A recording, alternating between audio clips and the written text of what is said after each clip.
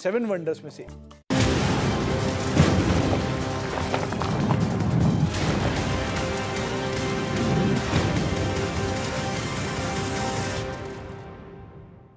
नमस्कार व्यूअर्स, मैं हूं अमीश देवगन। रात के 9 बज चुके हैं और आप देख रहे हैं सर्वश्रेष्ठ प्राइम टाइम डिबेट शो टक्कर सीएनबीसी आवाज पर। लंदन से राहुल गांधी लगातार एक के बाद एक तीखे हमले कर रहे हैं। इशारों इशारों में वो ब्रिटेन और अमेरिका जैसे देशों से मदद मांग रहे हैं। वो कह रहे हैं कि भारत में सब कुछ बुरा हो रहा है, लेकिन ब्रिटेन और अमेरिका चुपचाप बैठे हैं। कभी कह रहे हैं कि चुनाव आयोग स्वतंत्र नहीं है, तो कभी मीडिया की स्वतंत्रता पर सवाल उठा रहे हैं। यही नहीं, उन्होंने आरएसएस की तुलना कट्टर इस्लामिक मुस्लिम ब्रदरहुड से कर डाली है। ऐसे में बड़ा सवाल है कि विदेशी जमीन पर देश को बदनाम करने से क्या कांग्रेस का भला हो जाएगा, यानी जनता जनार्दन। व्यूअर्स, आप वोट दे देंगे। आज इसी पर होगी जोरदार टक्कर। भारत पर चोट से मिलेंगे क्या कांग्रेस को वोट? आज सीएनबीसी आवाज की टक्कर इसी विषय पर होगी। Built along the lines of the Muslim Brotherhood. Rahul Gandhi के इस बयान को सुनिए और तय कीजिए, ये विरोध मोदी का है या फिर देश का। Basic idea behind the troops in Arunachal and Ladakh is similar to what is happening in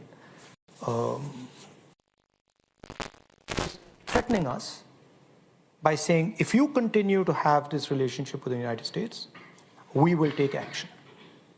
And that's why they've got troops in Ladakh, and that's why they've got troops in Arunachal Pradesh. RSS is you can call it a secret society.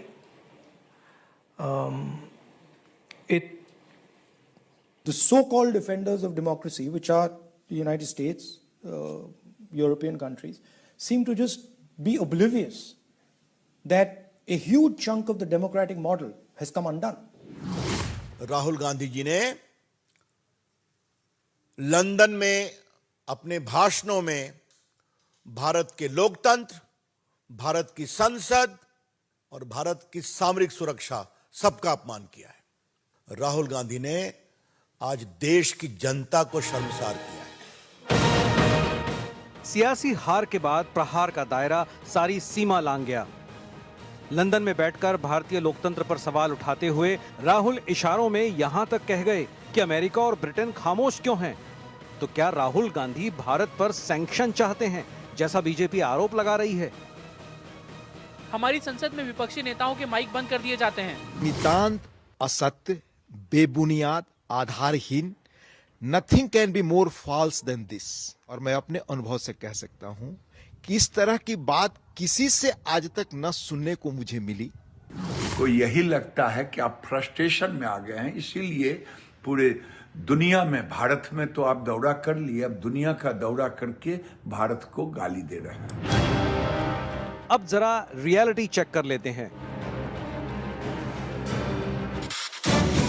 Rahul बोले, संसद में बोलने नहीं दिया जाता, जबकि अभी 7 फरवरी को ही संसद में राहुल खूब बोले, बिना सबूत कई गंभीर आरोप भी लगाए।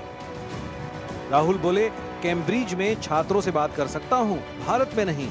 सच देखिए, 23 फरवरी 2019 को दिल्ली यूनिवर्सिटी, 5 अप्रैल 2019 को पुणे और 25 नवंबर 2015 को बेंगलुरु में राहुल गांधी छात्रों से संवाद कर चुके हैं। हमारी इन उपलब्धियों को दुनिया तो मान रही है, लेकिन दुनिया पर अन्य देशों में जाकर राहुल गांधी जी भ्रम फैलाने में कहीं पीछे नहीं रहे। तो सवाल है कि आखिर विदेश में भारत के दुष्प्रचार का मकसद क्या है? आज इसी पर होगी देश की सबसे बड़ी बहस। मोदी का विरोध या देश का? लेकिन अब वक्त है सुप्रसिद्ध विश्लेषण का। आइए मैं आपको दिखाता हूं भारत की प्रतिष्ठा पर राहुल के प्रहार का विश्लेषण। क्या कहा और अर्थ क्या है? भारत में लोकतंत्र नहीं है, भारत अब अच्छा देश नहीं रहा, इसका अर्थ यह है। क्या कहा? सरकार सिर्फ एक कारोबारी के लिए काम कर रही है, यानी अर्थ क्या है? भारत में विदेशी निवेशकों के लिए कोई जगह नहीं है, भारत सिर्फ एक कारोबारी के लिए काम कर रहा है। इनका निशाना अदानी पर था। बढ़ता हूं मैं आगे। भारत चीन के आगे नहीं बोलता। क्या कहा? यह सुनिए, भारत चीन के आगे नहीं बोलता। अर्थ क्या है? भारत एक डरपोक देश है, भारत चीन के आगे नहीं बोलता, यह कहा गया।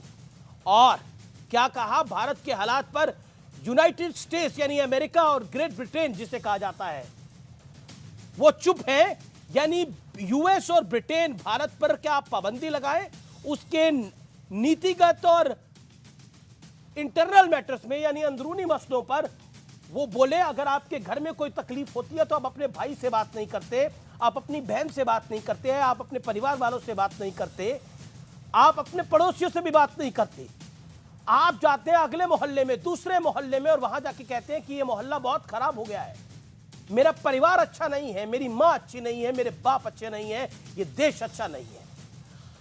अर्थ क्या है यह आपने समझा, लेकिन अब बड़ा सवाल क्या है?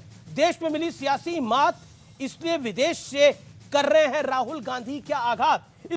और हमारे साथ इस समय एक्सक्लूसिव बातचीत करने के लिए जुड़ रहे हैं केंद्रीय मंत्री हरदीप पुरी। हरदीप जी, आपका अभिनंदन है न्यूज 18 पर।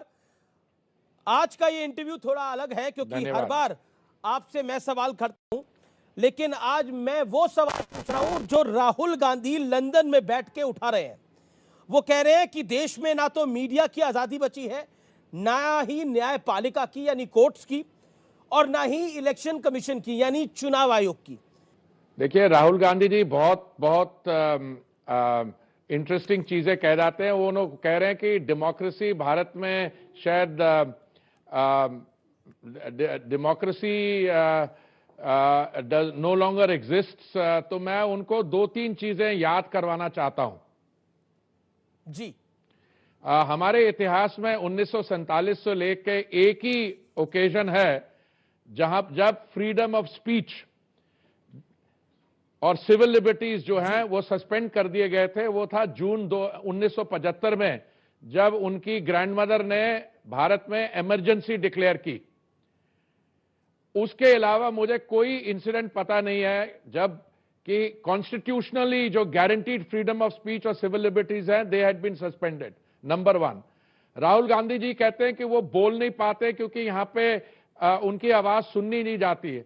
जब माननीय महामहिम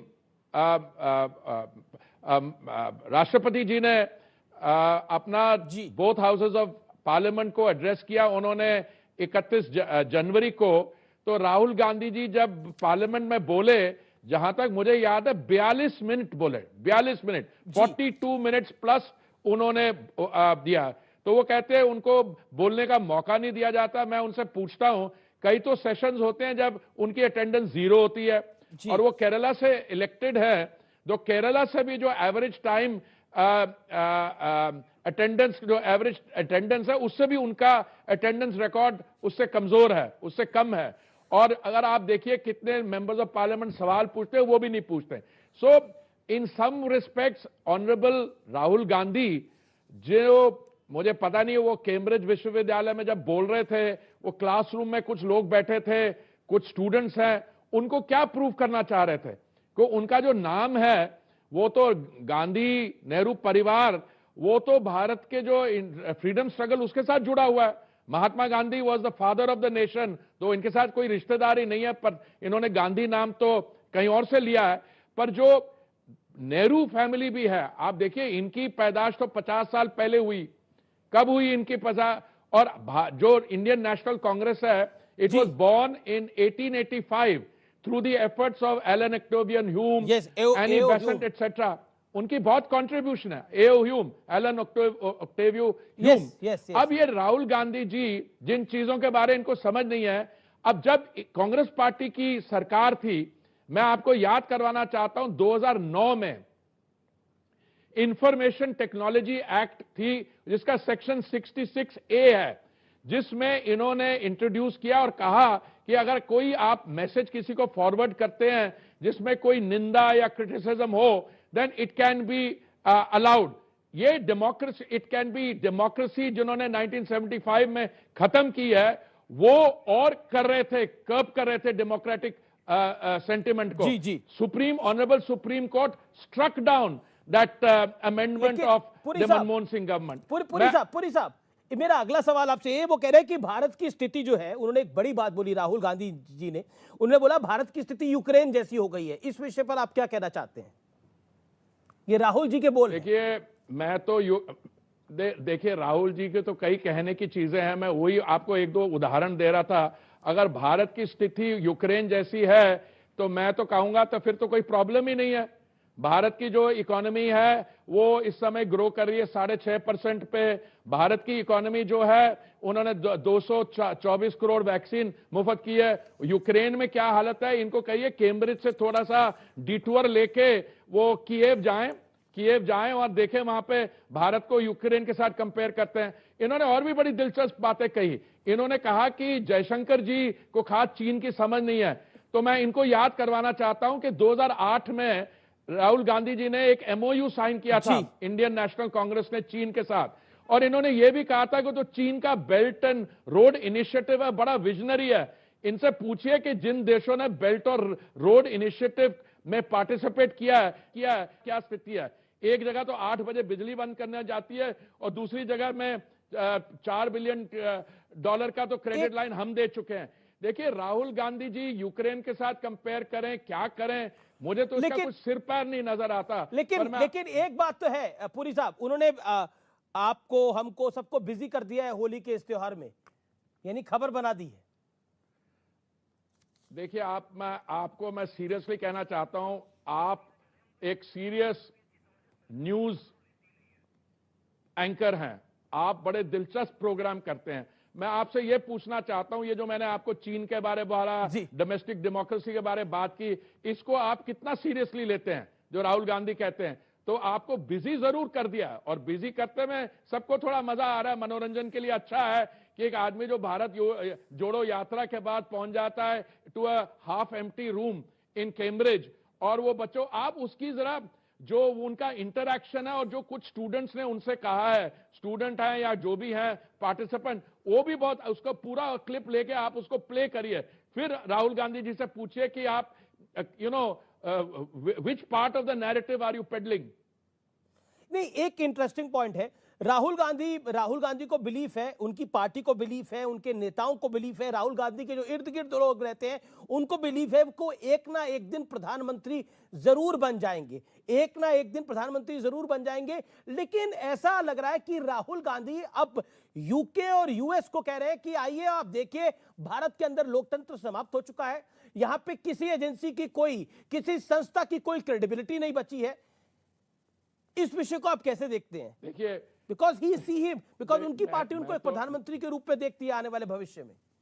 हर एक डेमोक्रेसी में तो हर एक आदमी की ये जो एस्पिरेशन है, उनकी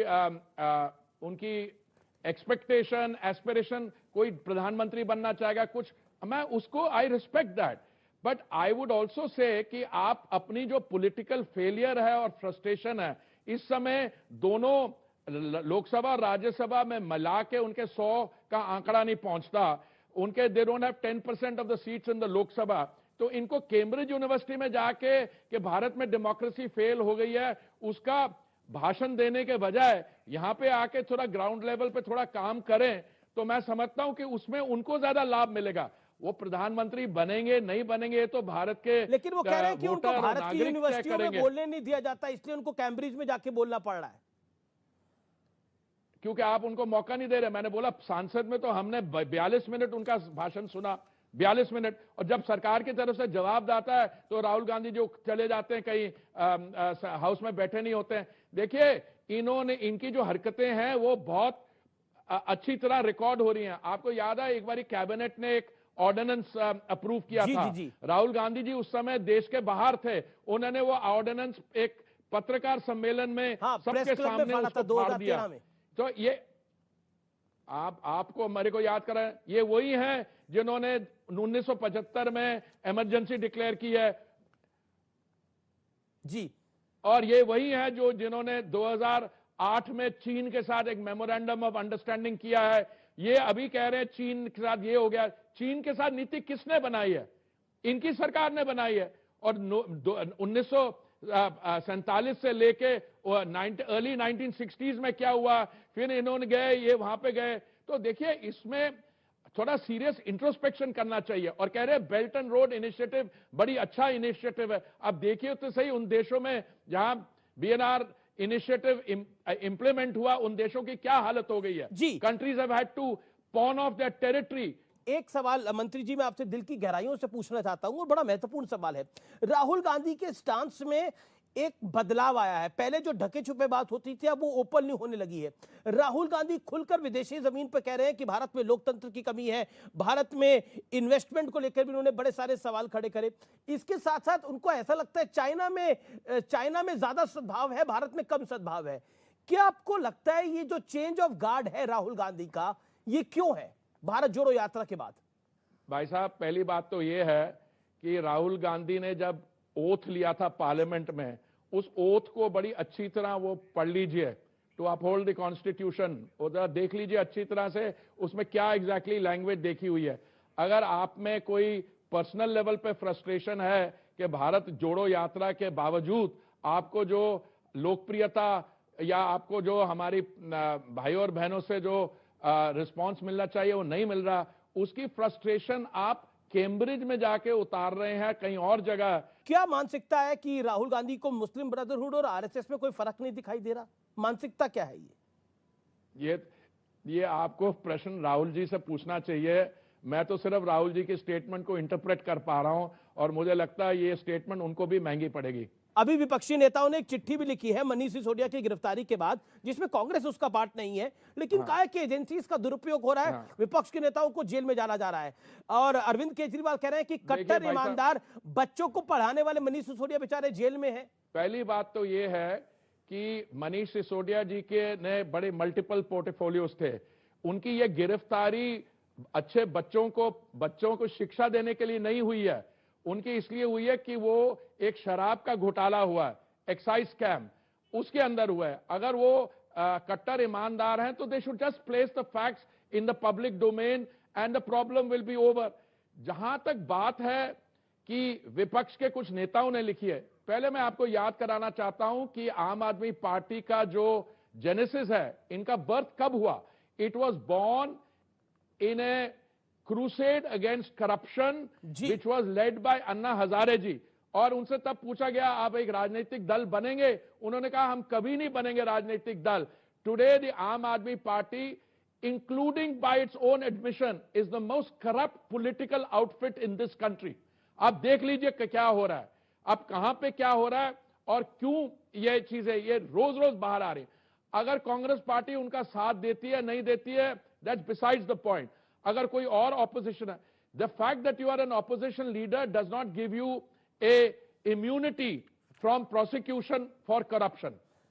प्रियंका वाड्रा कहती हैं कि उनका आरोप है कि विपक्षी नेता जो बीजेपी के सामने झुकने को तैयार नहीं है, सीबीआई के जरिए और बाकी एजेंसीज के जरिए उन्हें परेशान किया जाता है। ये प्रियंका वाड्रा कह रही है। देखिए, आप राहुल गांधी जी से के बाद आप प्रियंका वाड्रा पे पहुंच गए। मैं कहता हूं कि ऑपोजिशन का हक बनता है to say whatever they want to, but at the end of the day all the statements are weighed in the court of the people. उसमें कितना दम है, कितना है और कहां भ्रष्टाचार हो रहा है। मैं आपको बताता हूं 2014 में जब मोदी जी ने दायित्व संभाला, उससे पहले क्या हालत थी और अभी क्या हालत है। अभी ये लोग चीजें ढूंढते हैं। जहां तक डेमोक्रेसी की बात है, चाहे वो उच्च न्यायालय हो, चाहे वो प्रेस हो, आप जैसे लोग, आपके भाई बंधु, हमें सुबह से लेकर रात तक वी गेट अब्यूज। एंड अगर कोई जो कांग्रेस रूल स्टेट में अगर कोई कर दे, अभी हाल में आपका एक कॉलीग है, उसने उनकी किसी मेंबर ऑफ द फैमिली को मेडन नेम से रेफर किया, उसको फटाफट अंदर कर दिया और देखिए क्या हुआ। अब देखिए वेस्ट बंगाल में। तो अगर डेमोक्रेसी को कुछ थ्रेट है तो मैं समझता हूं हमें यह पहचानना चाहिए वो थ्रेट कहां से आ रहा है।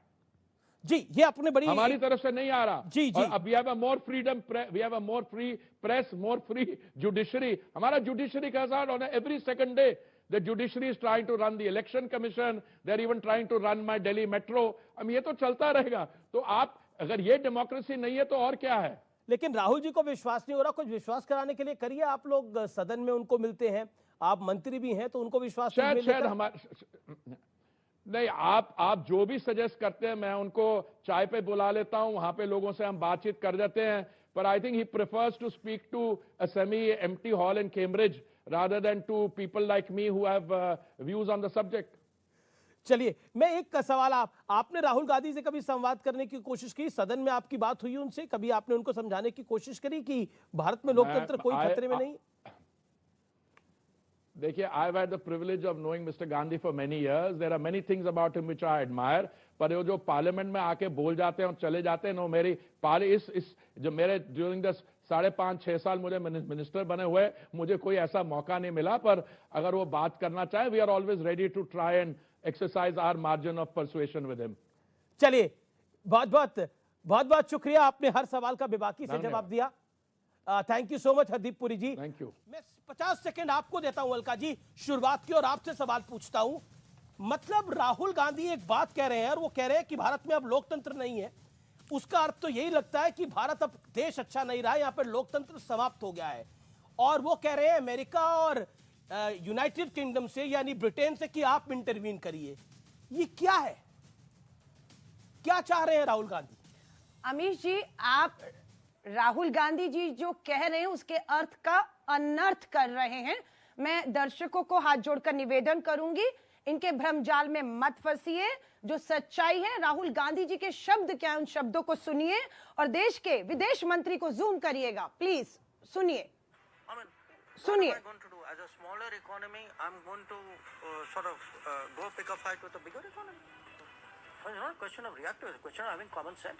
समझ नहीं आ रहा आप जो सुनाना चाह रहे हैं वो समझ नहीं आ रहा। मेरा निवेदन है, आप अपने मुख से अपनी बात को कह दीजिए।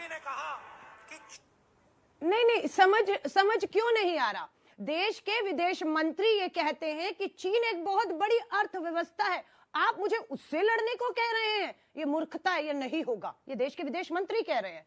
देश के प्रधानमंत्री ये कहते हैं कि गलवान वैली में 20 हमारे जवान जो शहीद हुए, कोई घुसा ही नहीं था, यानी कि हमारे जवान वहां गए थे, वहां शहीद हुए नहीं, हमारी जमीन पर शहीद हुए क्योंकि चीन घुसा था। इसलिए राहुल गांधी जी लगातार चीन पे सवाल पूछते हैं। मोदी के खिलाफ नहीं है, मोदी की नीतियों के खिलाफ है, और मोदी की नीतियों के खिलाफ होना भारत के खिलाफ नहीं है, क्योंकि ये भारत अमेरिका और यूके को, यूनाइटेड स्टेट्स और ब्रिटेन को वो भारत में के हालात पर चुप रहने का जिम्मेदार क्यों ठहरा रहे हैं? वो कह रहे हैं कि यूके और ब्रिटेन ये देखते हुए भी चुप है। वो मतलब वो इंटरनल मैटर को बाहर के देश के आगे बोल रहे हैं, वहां तक तो बात समझ में आई, लेकिन वो चाहते हैं वो इंटरवीन भी करे। अमीश जी बहुत अच्छे। अमीश जी, देश में G20 हो रहा है, मालूम है? एक राज्य दूसरे राज्य से बात नहीं कर रहा है, एक देश दूसरे देश से बात कर रहा है। आपका चैनल अमेरिका में भी, ऑस्ट्रेलिया में देखा जाता है। आप यहां जो सवाल उठा रहे हैं, चर्चा कर रहे हैं, वो विदेश अपने आप सुन रहा है। ग्लोबल वर्ल्ड हो चुका है, डिजिटल वर्ल्ड हो चुका है, कौन कहां क्या कहता है। लेकिन राहुल गांधी की हिम्मत की दाद देनी होगी।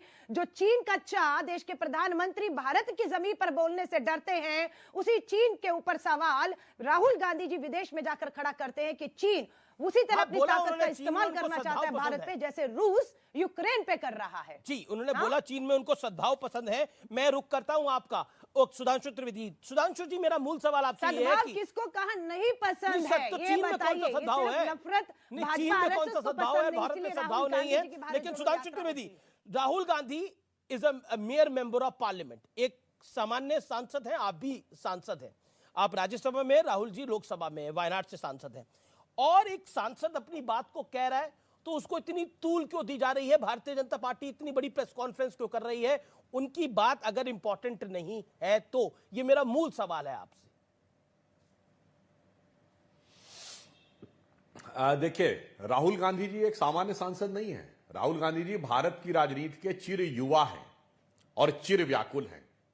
भारत की राजनीति की सबसे पुरानी और अब पुरानी धुरानी हो रही पार्टी के सबसे युवा अध्यक्षों में से एक रहे हैं और 137 साल की कांग्रेस पार्टी के इतिहास के सबसे असफल अध्यक्ष रहे हैं। तो वो भारत की राजनीति के एक अद्भुत व्यक्ति हैं और इसीलिए वो एक ऐसे व्यक्ति हैं जो देश में रहकर तो बात नहीं करते, विदेश में जाके ज्यादा बात करते और उनको लगता लोकतंत्र खतरे में है। अमीश जी, देखिए उनकी दृष्टि कितनी मजेदार है। अब आप उत्तर से दक्षिण तक चलिए तो कांग्रेस पार्टी की दृष्टि देखिए। कश्मीर में लोकतंत्र खतरे में है, पंजाब में नहीं है। हरियाणा में लोकतंत्र खतरे में है, हिमाचल में नहीं है। यूपी उत्तराखंड में खतरे में है, राजस्थान में नहीं है।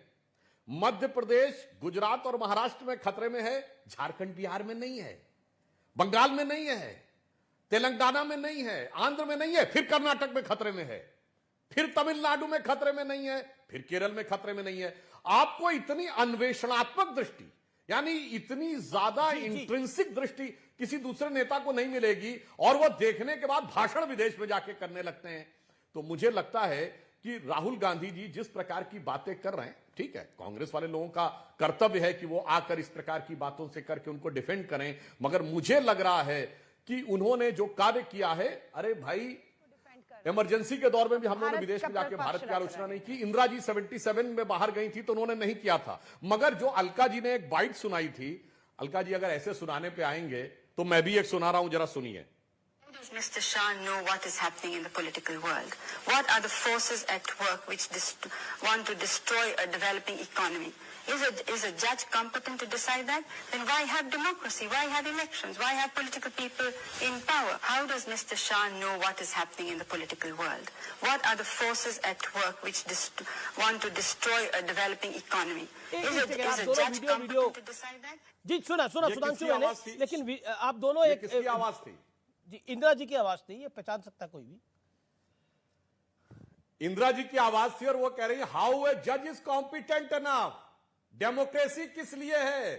कोर्ट को क्या पता देश में क्या हो रहा है? और ये बात मैं सिर्फ केवल वीडियो से नहीं कह रहा हूं, मैं कह रहा हूं उन्होंने कमिटेड जुडिशरी की बात कही, 3-3 जजेस को सुपरसीड करके चीफ जस्टिस अपॉइंट कराया। इतना ही नहीं, अपनी पार्टी के नेता को जज बनाया जो राज्यसभा सांसद कांग्रेस के थे, जस्टिस बहरुल इस्लाम गुवाहाटी हाईकोर्ट के जज बने। उसके बाद इस्तीफा दिया और लोकसभा का चुनाव लड़े कांग्रेस से, फिर लोकसभा चुनाव पोस्टपोन हो गया तो फिर जज बन गए। और सुनिए उसके बाद 10 महीने गैप के बाद सुप्रीम कोर्ट में आ गए। अभी फैसला दिया है तो जो एक जोरदार तमाचा लोकतंत्र की जो हत्या करना चाह रहे थे उन पे, तो सुप्रीम कोर्ट ने कहा या नहीं कि सरकार अब चुनाव आयोग का नियुक्ति नहीं करेगी, अब 3 लोगों की कमेटी। सुधांशु अलका लांबा एक महत्वपूर्ण बात कह रही है। अलका लांबा, आप अभी सुप्रीम कोर्ट के एक निर्णय को कोट कर रही है, क्या निर्णय था वो बताएं आप प्लीज। धन्यवाद अमीश जी आपका धन्यवाद। ये कहते हैं कि लोकतंत्र को खतरा नहीं, पर सुप्रीम कोर्ट को यह महसूस हुआ कि बिल्कुल लोकतंत्र में जो चुनाव होते हैं उस पे जिस तरीके से अधिकारियों को बिठाया जा रहा है, दबाव है, चुनाव के ऊपर फैसला आया है सुप्रीम कोर्ट ने कि अब सरकार चुनाव आयोग और उसके 2 सदस्यों की नियुक्ति नहीं करेगी, कमेटी करेगी। हम स्वागत करते हैं कि प्रधानमंत्री रखा ना, आपने बड़ी महत्वपूर्ण बात करी। आपने व्यूअर्स, आपने सुना होगा, ये कांग्रेस की प्रवक्ता अलका जी ने बहुत सही बात करी और बिल्कुल सही बात करी कि सुप्रीम कोर्ट ने एक बड़ा निर्णय लिया है जिसमें सुप्रीम कोर्ट ने ये बोला है कि अब इलेक्शन कमिश्नर को तय करने के लिए वही प्रोसीजर अपॉइंट होगा जो कि वही फॉलो होगा जो सीबीआई चीफ को अपॉइंट करने के लिए फॉलो होता है, यानी नेता प्रतिपक्ष उसमें जुड़ेंगे। भारतीय जनता पार्टी एक सेकंड कांग्रेस पार्टी के नेता प्रतिपक्ष होगा तो वो जुड़ेगा, चीफ जस्टिस ऑफ इंडिया जुड़ेगा जैसे चंद्रचूड़ साहब हैं अभी, और देश का प्रधानमंत्री जो भी रहता है, अभी प्रधानमंत्री मोदी है तो वो जुड़ेंगे। एक वो निर्णय करा, जब तक संसद कानून नहीं बना देता तब तक ये निर्णय वाजे रहेगा, यानी ये निर्णय एस्टैब्लिश रहेगा। ये निर्णय भी तो सुप्रीम कोर्ट ने लिया है। तो राहुल जी कह रहे हैं कि जुडिशरी भी अब फ्री नहीं है, यानी अदालतें भी अब ठीक नहीं है।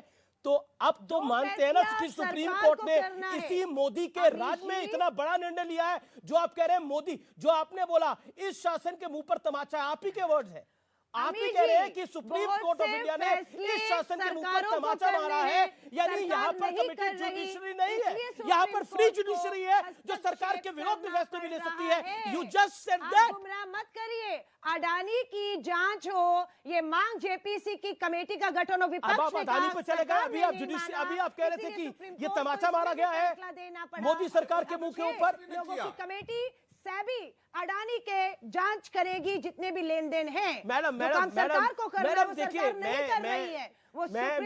बहुत शिष्टाचार से बात करता हूं और मेरा निवेदन रहता है कि शिष्टाचार से बिल्कुल आप करती है, मैं ये नहीं कह रहा, मेरे आदत नहीं है बार बार टोकने की बीच में, तो इसलिए मैं ये सवाल पूछ रहा हूं। अभी आपने खुद बोला कि भारत की सरकार के मुंह पे तमाचा मारा गया है, और ये तमाचा अभी मारा है ना 4 दिन पहले। तो राहुल गांधी लंदन में जाकर अमेरिका और ब्रिटेन को क्या बोल रहे हैं कि आप हमारे लोकतंत्र पे बोलिए और सिखाइए नरेंद्र मोदी को। अमेरिका और लंदन सिखाएगा भारत को लोकतंत्र क्या होता है, जो दुनिया का सबसे बड़ा लोकतंत्र है। लोगों को कहूंगी आप गुमराह कर रहे हैं। मैं गुमराह नहीं कर रहा, राहुल राहुल जी ने गांधी बोला जी ने कहीं भी ऐसा नहीं कहा जो मोदी जी या देश के विदेश मंत्री ने कहा है कि चीन बहुत बड़ी अर्थव्यवस्था है, हम छोटी अर्थव्यवस्था तो डरते हैं, इसका मतलब अगर ये कह देना। राहुल गांधी ने ऐसा नहीं कहा। राहुल जी ने कहा कि भारत चीन के आगे नहीं बोलता, डरता है भारत चीन से। राहुल गांधी ने बिल्कुल भारत को आपने कल कमजोर मेरी नहीं चर्चा में दिखाया। कहा कि मोदी का राहुल है। गांधी ने बिल्कुल ये कहा है कि देश ओके। की संवैधानिक संस्थाओं सुधांशु। का दुरुपयोग किया जा रहा है और सुधांशु। सुप्रीम कोर्ट को सुधांशु, हस्तक्षेप ये करना संविधान पड़ की रहा दुहाई है। देकर संविधान की दुहाई देकर बहुत रोया जा रहा है, लंदन में भी रोया जा रहा है, देश में भी रोया जा रहा है। लेकिन महत्वपूर्ण यह है कि राहुल गांधी सामान्य बात नहीं कर रहे, वो कहते हैं कि भारत के हालात पर यूनाइटेड स्टेट्स और ब्रिटेन चुप है, quote and quote Rahul Gandhi. नहीं, ऐसा बिल्कुल नहीं कहा, पहली झूठ बात है। तो जैसे अलका जी ने कहा, नहीं उन्होंने ये कहा है कि they are oblivious of the fact कि डेमोक्रेसी यहां खत्म हो रही। This is the statement Alka ji. US and economy and America who are the flag bearers of democracy, they are oblivious of the fact, यानी वो अनजान है जो कुछ हो रहा है। ये शब्द बोला है, इसमें किसी प्रकार का कोई कंफ्यूजन नहीं, परंतु मैं जवाब देना चाहता हूं।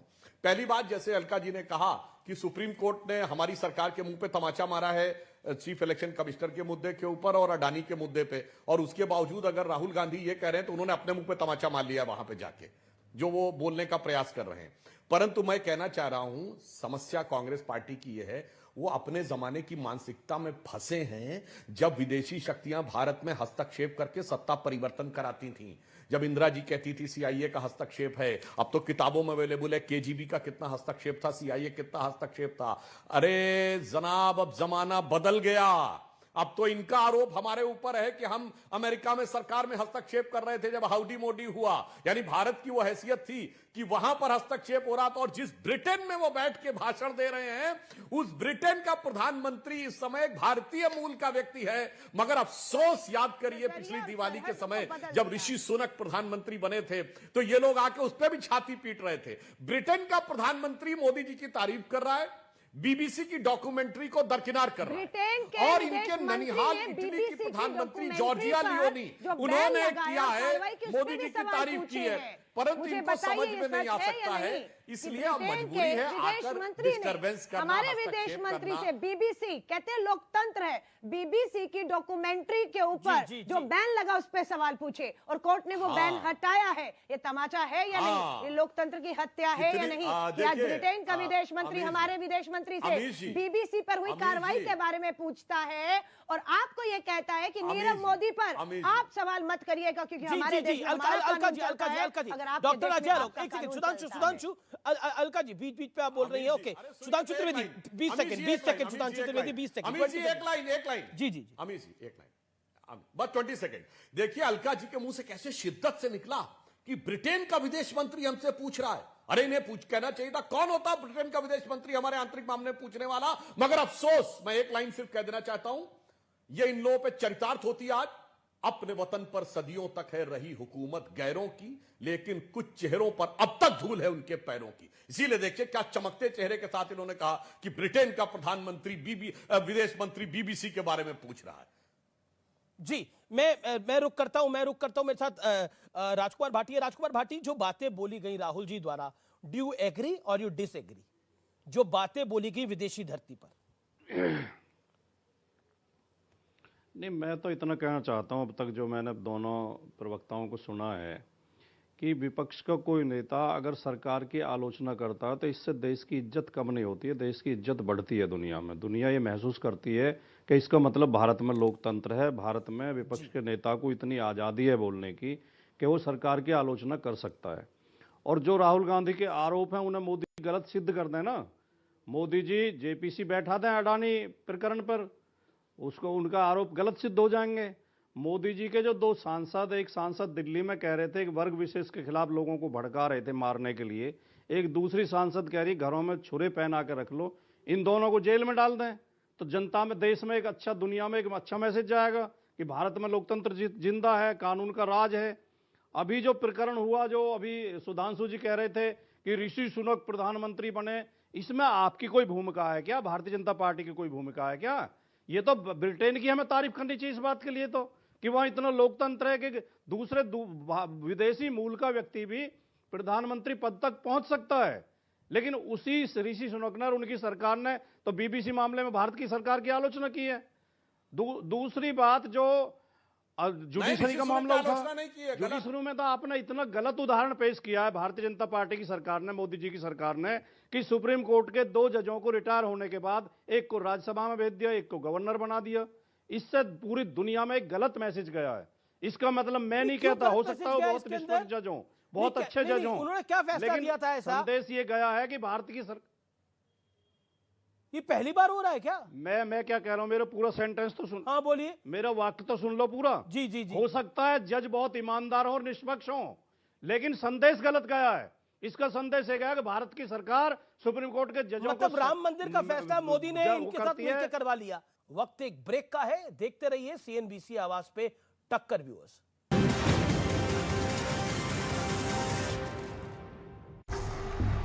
तेरा नाम गुजेगा तो उठेगा एक तूफान, हिलेगी जमीन, मचेगा घमासान, देखेंगे फिर गेम तेरी। ये है शुरुआत तेरी, अब हर जुबान पे होगी बात तेरी। देखिए पहला टाटा वुमेन्स प्रीमियर लीग 4 मार्च से जियो सिनेमा पर बिल्कुल फ्री। डू यू नो में आज हम बातचीत करने वाले हैं डीएलएफ की, दिल्ली लैंड एंड फाइनेंस। ये इस कंपनी का फुल फॉर्म है और ये सबसे पुरानी रियल एस्टेट कंपनियों में शुमार है। 1946 में इस कंपनी की शुरुआत हुई थी और चौधरी रघुवेंद्र सिंह साहब ने इसकी शुरुआत की थी। कुछ इंटरेस्टिंग फैक्ट ये भी है कि दिल्ली में जो बहुत ही प्रोमिनेंट एरियाज हैं, जैसे कि ग्रेटर कैलाश, हौस खास, साउथ टेक्स, शिवाजी पार्क, ये कुछ ऐसे एरियाज हैं जिनको डीएलएफ ने ही डेवलप किया था। और कुछ और इंटरेस्टिंग फैक्ट्स में, कंपनी का आईपीओ आया था 2007 में और उस समय का सबसे बड़ा आईपीओ के तौर पे शुमार था। जो कंपनी के मालिक हैं कुशल पाल सिंह साहब, वो एक ज़माने में इस कंपनी को 27 लाख रुपए में बेचने को बिल्कुल तैयार ही हुए थे, लेकिन फिर उन्होंने वो फैसला वापस ले लिया और आज ये कंपनी करीब करीब 1 लाख करोड़ रुपए की वर्थ रखती है। जनरल इलेक्ट्रिक पहली सबसे बड़ी ग्लोबल कंपनी थी जो कि इस कंपनी के lease office space DLF city में आने वाली थी और उसके बाद धीरे धीरे कई नाम जैसे British Airways, American express, Nestle, IBM, ये कुछ ऐसे नाम थे जो कि बाद में आते हुए दिखाई पड़े। तो ये कुछ इंटरेस्टिंग फैक्ट डीएलएफ से रिलेटेड, आगे भी कुछ और फैक्ट लेकर आते हैं।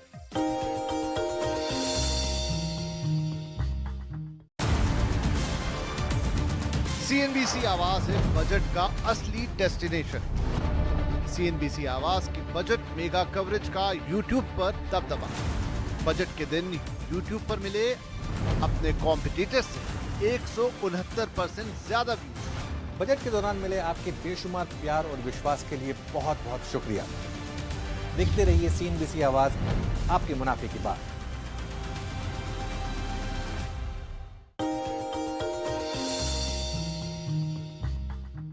डू यू नो में आज हम बातचीत करने वाले हैं होटल अशोका के बारे में। दरअसल ये आईटीडीसी मैनेज्ड होटल, जिसके बारे में आपने कई बारी चर्चाएं सुनी होंगी, खासतौर से इसके विनिवेश को लेकर या मोनेटाइजेशन को लेकर।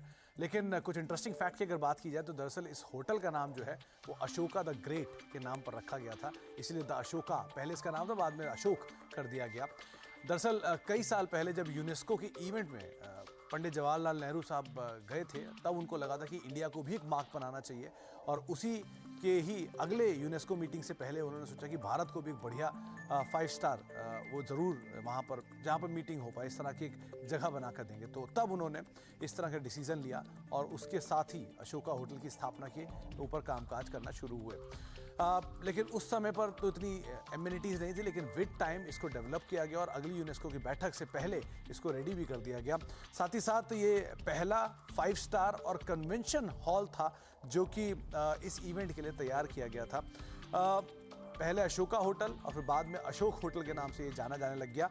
कुछ इंटरेस्टिंग फैक्ट में, ये दिल्ली का लार्जेस्ट पिलर लेस यानी कि बिना खंभों के सबसे बड़ा कन्वेंशन हॉल वाला कोई अगर होटल है दिल्ली में तो वो अशोका होटल है और एक बड़े स्प्रेड एरियाज में यानी 11 एकड़ की ज़मीन में ये होटल बना हुआ है। तो अगर आप कभी भी नेक्स्ट टाइम उस होटल की तरफ जाएंगे तो उसका आकार विकार ज़रूर देखिएगा, किस तरह का भव्य होटल ये बनाया गया है।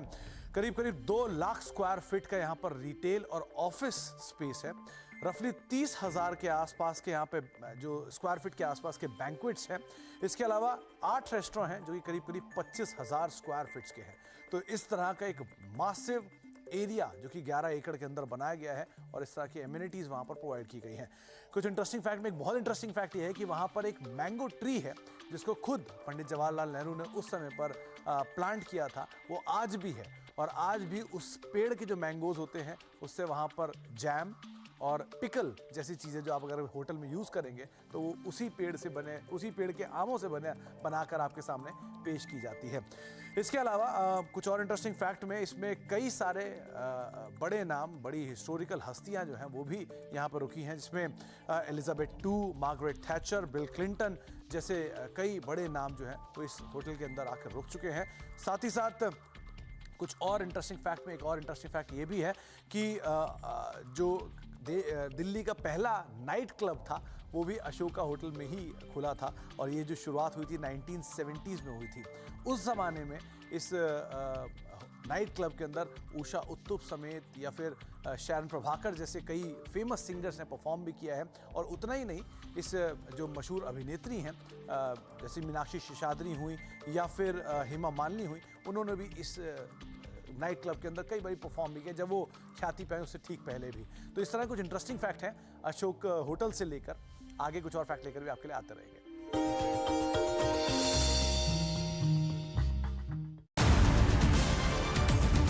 सीएनबीसी आवास है बजट का असली डेस्टिनेशन। सीएनबीसी आवास की बजट मेगा कवरेज का यूट्यूब पर दबदबा।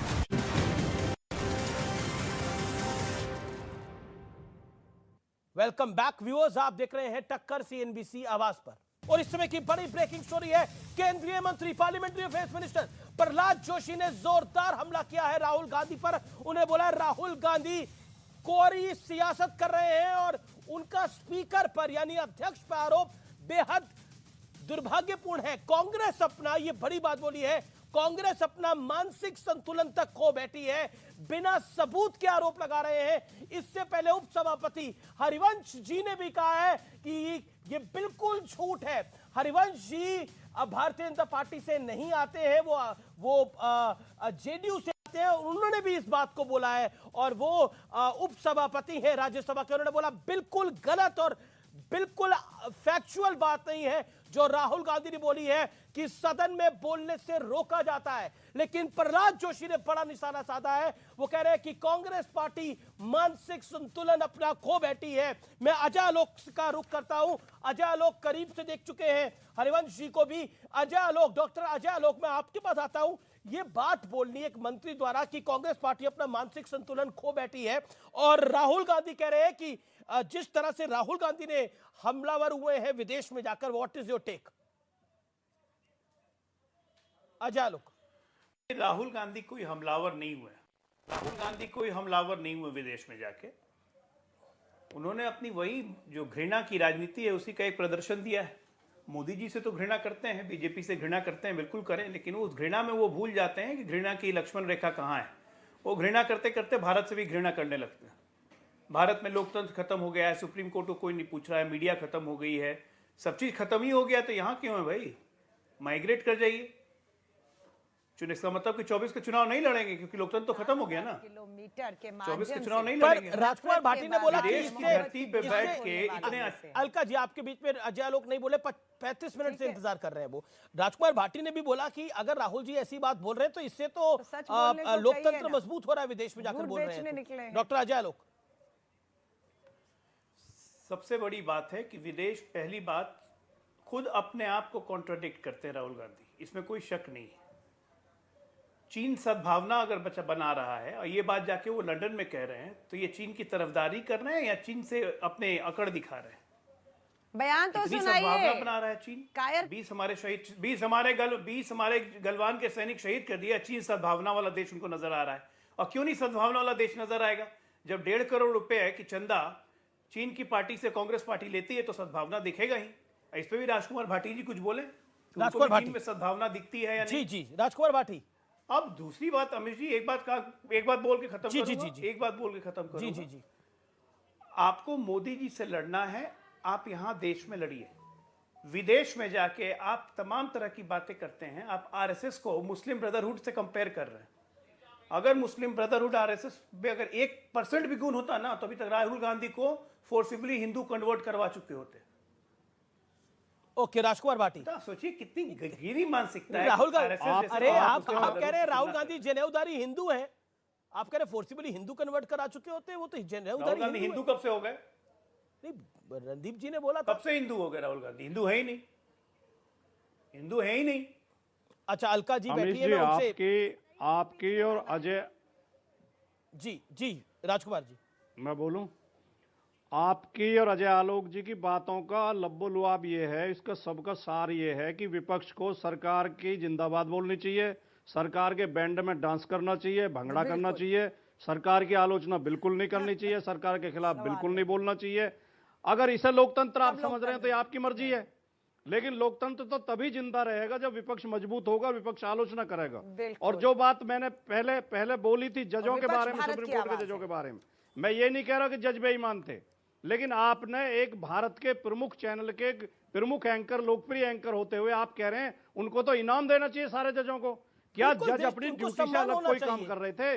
क्या अपने नैतिक दायित्व के अलावा कोई काम कर रहे थे? वो अपनी ड्यूटी पूरी कर रहे थे, उनका सम्मान होना चाहिए। उन्होंने एक बहुत जटिल फैसले को बहुत आसानी से सुनाया। फिर आप जुडिशरी को भ्रष्ट कर देंगे। क्यों भ्रष्ट कर देंगे? फिर आप जुडिशरी को भ्रष्ट कर देंगे। उन्हें सम्मान मिलना चाहिए। इनाम देने लगेंगे। जज अपनी ड्यूटी निभा रहे थे, कोर्ट में मुकदमा सुन के फैक्ट के आधार पर, मेरिट के आधार पर निर्णय दे रहे थे। आप किस बात का इनाम देना चाहते हैं? मैं तो सम्मान की बात कर रहे थे। मैं सम्मान की बात कर रहा हूं। सम्मान, क्या जजेस को कोई इनाम नहीं दे सकता, उनको सम्मान मिलना चाहिए। देश की सेवा का सम्मान अलग बात है। नहीं आपने कहा इनाम, इतना बड़ा फैसला देना छोटा नहीं होता, इसलिए सम्मान मिलना चाहिए। बना देना सम्मान नहीं है। सम्मान इस देश में महात्मा गांधी का होता है, जो उसमें धोती में रहते थे, फटी धोती में, सुधांशु त्रिवेदी, जो लाठी लेके चलते थे, जो साधारण देश में रहते। लोकतंत्र मजबूत होता है लंदन में बैठ के देश को गाली निकालने से। लोकतंत्र देश का मजबूत होता है। राजकुमार भाटी का ये कहना है, लब्बो लबाब ये है। पहले तो देश से बाहर देश को गाली निकालो और देश का लोकतंत्र बड़ा मजबूत हो रहा है। व्यूअर्स, अगर आप एग्री करते हो तो ट्वीट करके बताइएगा और फेसबुक पे लिखिएगा इस पे। पहले तो मैं एक बात कह दूं, जो जजेस को लेकर राजकुमार भाटी जी बोल रहे थे, तो हम सिर्फ इतना याद दिलाना चाहेंगे कि श्री राम जन्मभूमि का ताला भी 1986 में कोर्ट ने खोला था, मगर कोई जाके चेक कर सकता है। कांग्रेस और विपक्षी दलों के, कांग्रेस के प्रवक्ताओं ने छाती ठोक ठोक के कहा है ताला मैंने खुलवाया, ताला मैंने खुलवाया, ताला मैंने खुलवाया, जबकि ताला कोर्ट ने खोला था। तो ये इसलिए इनके दिमाग में वो चीज बसी हुई है, इसलिए वो ऐसा बोल रहे हैं। अन्यथा भाटी जी, मैं आपको सुलभ संज्ञान के लिए ले जा रहे हैं। अरे भाई, मैं आपको बता रहा, अरे भाई आप मैं बता रहा हूं, सुनिए। ये 2019 का कोर्ट का जजमेंट हवा में नहीं आया। 30 सितंबर 2010 का इलाहाबाद हाई कोर्ट की लखनऊ बेंच का जजमेंट, उसने केंद्रीय गुंबद श्री राम लला विराजमान को दिया। 2002 में शिला का पूजन कोर्ट के आदेश से हुआ। कोई सवाल उठाया 1993 में ढांचा गिरने के बाद मेकशिफ्ट टेंपल कोर्ट के आदेश से बना। 1989 में वहां पर शिलान्यास कोर्ट के आदेश से हुआ। 86 में ताला कोर्ट से। अरे सारे निर्णय कोर्ट के हुए थे। उसका एक स्वाभाविक निर्णय था 2019। 1948 से लेके 2010 तक सारे निर्णय राम जन्मभूमि के पक्ष में थे, मगर चूंकि इतनी विरोध की, घृणा की दृष्टि बैठी हुई है कि जो एक नेचुरल में 7वां निर्णय था, 6 लगातार कोर्ट के निर्णय राम जन्मभूमि के पक्ष में हो चुके थे, मगर 7वें में सारा गड़बड़ नजर आया, क्योंकि तब तक भाजपा सरकार आ चुकी थी। खैर, अब हम जाते हैं जो राहुल गांधी जी विदेश में जाकर आप गलत कोर्ट कर रहे हैं। समस्या जानते हैं क्या है? समस्या इनके साथ ये है, अरे साहब बिल्कुल, मैंने अब छोड़िए उस पर बहस क्या करना, कोई भी जाके चेक कर सकता। राहुल गांधी जी के साथ समस्या क्या है? देखिए, विदेश में जाकर मैं पूछना चाहता हूं बड़े सामान्य सहज रूप से, आप विदेश में जाके क्या हासिल करना चाहते हैं? क्या विदेश से चुनाव लड़ना है? नहीं। क्या वहां के कहने पे यहां वोट मिलना है? नहीं। तो इसका अर्थ साफ यह हो गया कि आप विदेश की शक्तियों को उकसाना चाहते हैं, और वो भारत के अंदर कुछ नहीं कर सकते, केवल एक दुष्प्रचार कर सकते हैं कि भारत में इन्वेस्टमेंट ना आए, भारत के आर्थिक अवरोध में समस्या है, भारत के फॉरेन डायरेक्ट इन्वेस्टमेंट में समस्या है, और भारत की छवि खराब हो। बस इतना ही उनका उद्देश्य हो सकता है। इससे अधिक वो बाहर जाकर कुछ भी करने का प्रयास नहीं कर सकते हैं। इसीलिए मैं कहना चाहूंगा अफसोस में कि जिसको न निज गौरव तथा निज देश का अभिमान है, आगे की लाइन दर्शक खुद जाके चेक कर ले। वो मैं आगे की लाइन नहीं बोलना चाहता, वो कांग्रेस पार्टी पे चरितार्थ होती। फिलहाल सीएनबीसी आवाज की टक्कर को यहीं समाप्त करते हैं। उम्मीद है आज का कार्यक्रम आपको पसंद आया होगा। नमस्कार, शुभ रात्रि।